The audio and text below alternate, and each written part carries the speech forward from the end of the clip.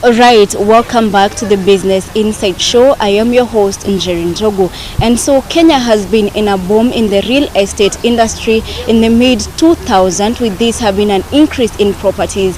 And today with me, I have Sharon Nelima, who is from Shave. And Sharon, welcome.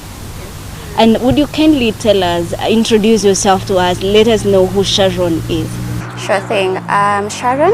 I work at Safe Real Estate. It's a property development company, and I'm in the corporate sales department. All right. So the first question, straight to the point, is that nowadays so many people out there, if for instance you give someone 100,000 and then ask someone, what are you going to do with that money? The first answer they tell you is that I'm going to buy a piece of land. Why do you think people are rushing into buying pieces of land, or why do you think people are into real estate today? Well, shelter is a basic commodity. We have food, clothing, and shelter. So when you're awarded with money, you always think of security. So real estate, getting a land, getting a house is a form of security for your family, and basically it puts you in a position where you don't have to worry about rent anymore. So I believe real estate should be one of the top options and your priorities. When you do come across a sum of money, you should look into real estate. So don't you think, or don't you feel like people are doing it too much, not considering even the amount of money they want? People just want to purchase land. Don't you think people are doing it excessively? I don't think it can be excessive, Jerry. When it comes to feeling secure for your family, you don't know what might happen the next day to you, and you don't want your children thinking about where they're going to sleep, if they have a roof over their heads. So I don't think it comes at an excess at all. So Sharon, maybe you can tell us, of late we have been hearing from the media and other places that the real estate is facing a housing bubbles. Lands are being bought, and sometimes they're becoming inactive. Don't you think that this is going to have an effect one day, one time, and it's going to burst out, like things are not going to work anymore? Real estate is complicated sort of industry. A couple of years back, things were simpler. You'd get a piece of land by, say, 20,000, an acre with 100,000 or even more. But as the years have progressed, you find that the value of land has extremely inflated. We've had people who are selling a land that should be 50 million being sold at 200 million. So you find yourself as an investor coming on board, buying land for 200 million. You are promised return of investment in, let's say, 10 to 15 years. But then let's say you buy the land, start building, you find it's not as economical as you thought it was. Economy is still going down, which is one of the factors that's affecting real estate. So you find yourself building something, leaving it halfway, maybe expecting future money, but that doesn't seem to come. So I'd say it's a gamble, basically. It's a gamble. There are a lot of risks involved. So before you get into real estate, you should make sure you do your due diligence well. Always involve your lawyers, and don't put all your eggs in one basket until you are 100% sure of what you're buying and what you're going to do with your real estate. So you said that the pieces of land are inflating so much, and nowadays you find that as they continue inflating, people's pockets, as you dig deeper, there's nothing. So what is going to happen to those people who have not bought lands by now? Maybe in 10 years to come, if I want to buy a piece of land, what is going to happen to me? And not forgetting, people nowadays are buying lands everywhere. Does it mean that one day, one time, they'll come to be like, there's no land to buy? What is going to happen to our generation? What is going to happen in real estate, in my opinion, is people are going to be buying more land outside the urban areas. So we've been finding so many postings of Kangundo, Kitengela, and it's going to move on that way up until basically in maybe 50 years there wouldn't be any land to sell. Probably, in my opinion, we're going to start selling space above your land. So that's what do you mean by apartments. Standalone houses are going to be no more in a few years. We've seen South Sea It was a standalone estate, Mugoya, if you know it. Right now, the apartments coming up left, right, and center because people want to maximize their returns. So that's where we're going to head. So what do you mean by space? So when it comes to the population that is living in the slums, we've seen several initiatives that have come up over the years to better the conditions. We've seen the apartment complexes that were put up by Raila. We've seen the Kenya Railways ones. But the population doesn't seem to be willing to move. I'd say maybe it's a factor of the income. Maybe it's a factor of the environment. So I'd say that is still a pending issue. Right. So talking about that, there are people whom you find they go to the deserted places and they start building these rental houses or real estates in there, and there's no water and there's nothing. What do you have to say about that? Are they risk takers? They are. And maybe they're just speculative. You know, in real estate we have investors and we have real-time investors and speculative ones. So real-time investors come on board to build a project in maybe 1-2 years, get the money, return of period, return of investment in let's say 2-3 years, payback period in about 4-5 years. And then we have now the speculative investors. Speculative investors are the kind of people who buy land in the deserted places, as you've mentioned. Let's say Kajiado, Kitengela, Kangudo. They bought them, say 2 years, 3 years back. If you look at those places now, the price has escalated than it was. So they buy land, hoard it, and resell. So that sort of thing. So when you see some people buying land outside, let's say the predisposed areas that you're used to thinking about, think about the plans that are going to come back. We have Kangundo, it has the Eastern Bypass, Greater Eastern Bypass that's coming along that side. Those are people who knew such things are coming up. So when you hear there's a boom in a certain area, do your research before you get on board. There's so many other places. We have Magadi, we have people going all the way up to Emali, such places. You don't really know why they're buying, but if you're interested in such a place, I'd advise. You can even go to the city council. The plans are public. You can look into what infrastructures are going to come there, and then you can see if you can be one of those. So maybe we can talk about taxation. Does it have any effect to the real estate sector? Because you find everything has to be taxed. What is your take on this? Yes, it does. As in any other business, it has had a huge impact into real estate. We've had several people who are coming on board not really knowing they're supposed to pay tax. We have the land rates, taxes on even the apartments, stamp duty, and maybe the relief that was given by the president last year on the first-time homeowners has really helped. But then it's going to affect Kenyans for quite some time. All right. So in upcoming areas, you find that people nowadays have started building real estate.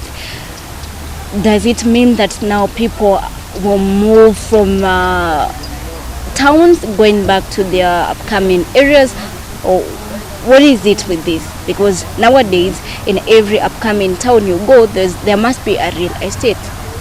What is here? What is cooking? Yes, people seem to be going back home. We've realized that over the time, people used to bank on inheritance back at home. But as time has gone by, we're seeing the scale of what they're actually getting from their parents is getting smaller and smaller. So people want to feel more secure. I go back to the security point I'd made before.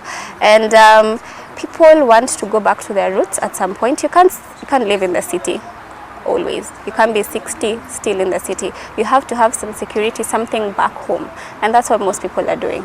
So Sharon, talking about the government here, President Uhuru Kenyatta earlier on spoke and told the country that he has the Big Four agenda, affordable housing being one of the Big Four agenda. Do you think the real estate is going to bring out something brighter when it comes to affordable housing, or is it going to help the government achieve its Big Four agenda? Yes, I think real estate is going to really step up in accommodating that agenda. We have seen so many apartments that are coming up now. We have realized there's a need for more housing and affordable housing. Not just housing that some group of people can afford, but housing that everyone can afford. The housing complexes that are going to be put up by the government is a really good idea, but then I don't think it will it will be able to house the whole entire population of Kenya. So we do have some individuals who are going to be left out, who still want housing. And that's why we're seeing a lot of new plans and new innovations have been put up, installed for people to have affordable housing. We've seen real estate agencies like the one I work for, Safe Real Estate, coming up with payment plans of up to 12 years at a 0% interest. Unalipa kidogo kidogo for your house. You're able to live in it as you pay it off. So I think real estate is really becoming more innovative in that sense. Nowadays you find there are landlords who have the real estate or maybe rental houses, and they wake up in the morning and they start telling you, you know what, from today the rent has increased. Is there anyone who is responsible for them, or what should happen in such cases? What most people don't know, when you move into an apartment, you have to sign a tenant contract. So in the tenant contract, there are usually several clauses stipulated, from a warranty on fixing things to now increasing the rent. In most contracts, you can't increase the rent of an apartment if it's still inhabited by the same people who are there before.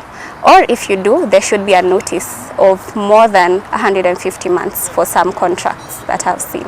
So your landlord is not at liberty to increase your rent the next month, just impromptu. There is some legal steps that you should take.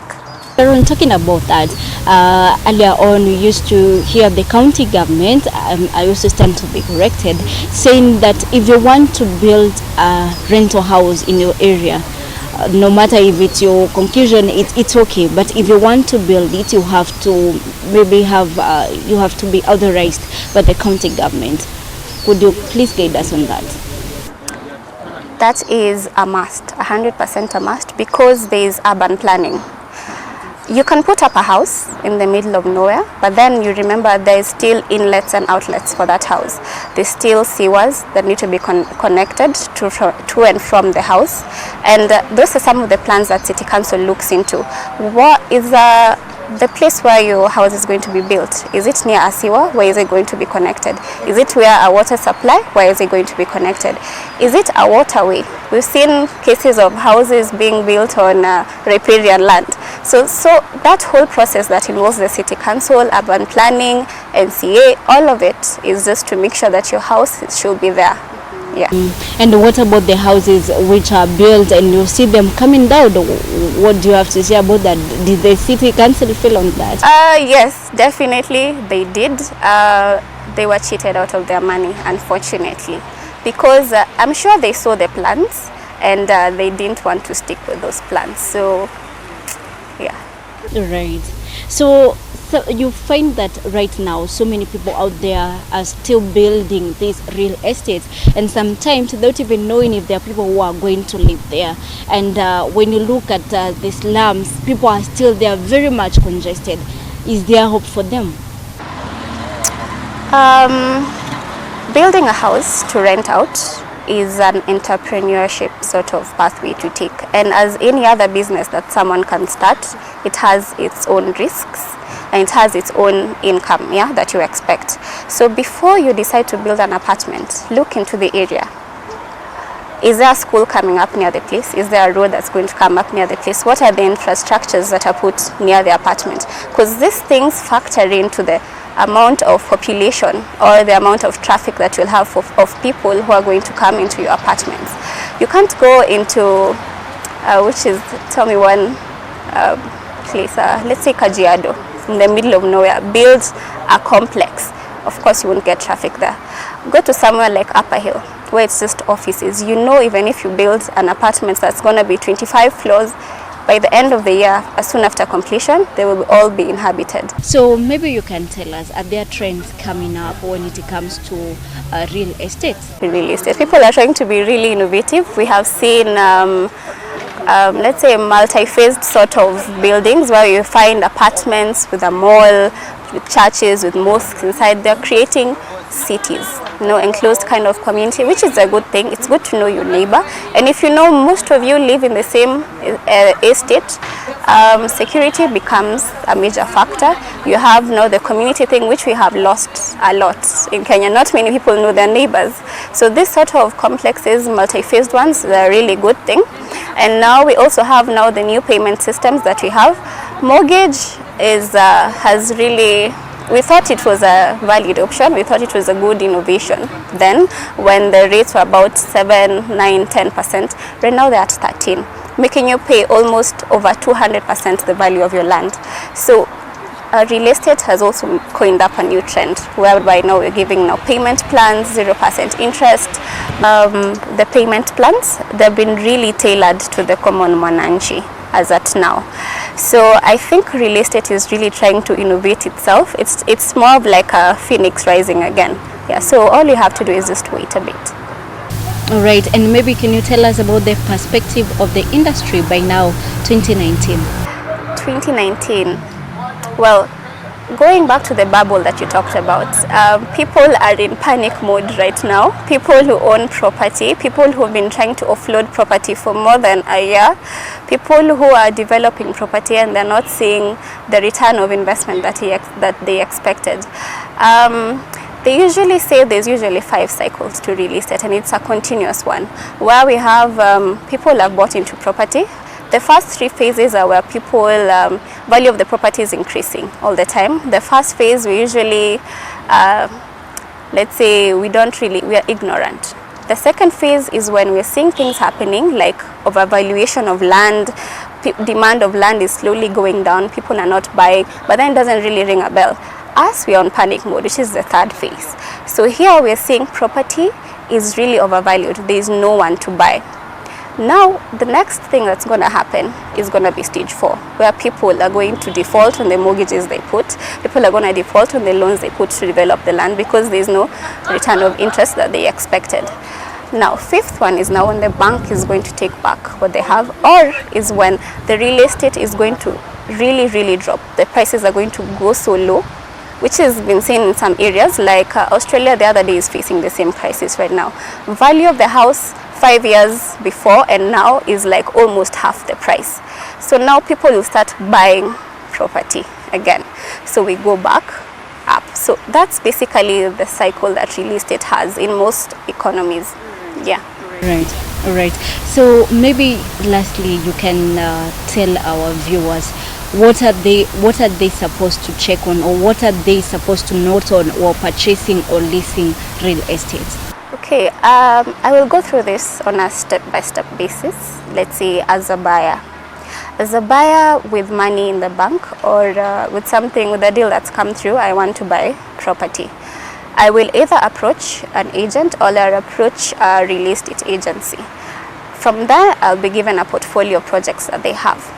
They'll give me the projects they have. I see if they're fitting my budget or not. If I'm an investor, I look at the return of investment. Before I decide to say yes or say no, I have to involve a lawyer. Lawyers come in because they see the things you don't see. You'll be taken to an apartment, like the space, like the finishing. You'll be taken to a land, like the area, like the infrastructure around it, but you don't know the stories behind that apartment. Now that's where lawyers come in. So the lawyer will do the search for you, tell you if this title is legitimate, tell you if there's any wrangles involved with this land, and finally tell you if this is a go-to place or not. Then from there, that's when you decide whether you're going to take it or not. Yeah? Right. Yes. So when you take it, there are also other processes that also involve the lawyers, your lawyers and the seller's lawyers. So they all come into an agreement. You're given your sales agreement. Make sure you sign a contract. Don't put money without signing a contract. Yeah, that's what people get tripped up a lot of times. You make a deposit without any legal contract or any binding agreement. Find yourself, you sold the apartment to someone who's not existing. Yeah, so make sure you sign a contract, and make sure you sign the contract with someone who owns the piece of land. That way you're secured, your money is secured. Yeah. All right, so that was quite an interesting